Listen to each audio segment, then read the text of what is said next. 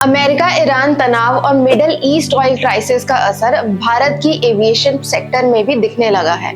महंगे फ्यूल ने एयरलाइंस की टेंशन बढ़ा दी है और अब इसका असर आम यात्रियों पर पड़ने वाला है। एयर इंडिया ने डोमेस्टिक फ्लाइट्स में कटौती करने की तैयारी शुरू कर दी है। नमस्कार, आप देख रहे हैं न्यूज आई और मैं हूं आर्या पटेल। टाटा ग्रुप की एयर इंडिया ने कहा है कि एयरलाइन अपने डोमेस्टिक ऑपरेशंस में करीब 15% तक की कटौती कर सकती है। वहीं इंडिगो भी अपनी सर्विसेज में 5 से 7% तक कमी करने पर विचार कर रही है।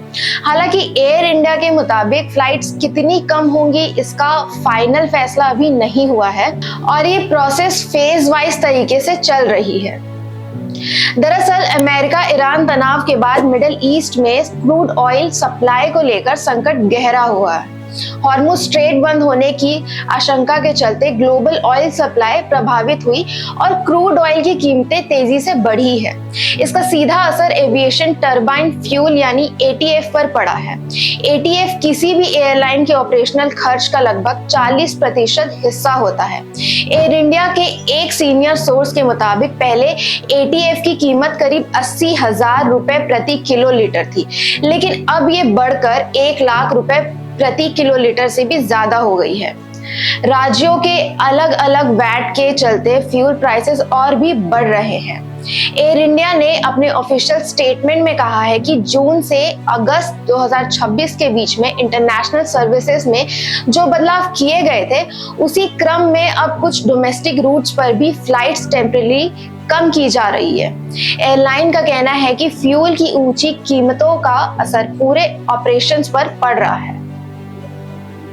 कंपनी ने यह भी कहा है कि प्रभावित पैसेंजर्स को अल्टरनेटिव फ्लाइट्स दी जाएंगी।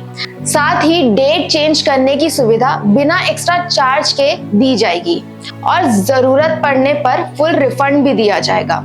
एक्सपर्ट्स का मानना है कि अगर मिडिल ईस्ट क्राइसिस और गहरा होता है तो आने वाले दिनों में हवाई सफर और महंगा हो सकता है।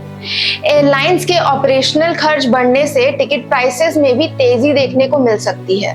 अब देखना है कि फ्यूल क्राइसिस के बीच एयरलाइंस और सरकार इस स्थिति से कैसे निपटने के लिए क्या कदम उठाती है। ये रिपोर्ट आप देख रहे हैं न्यूज आई पर।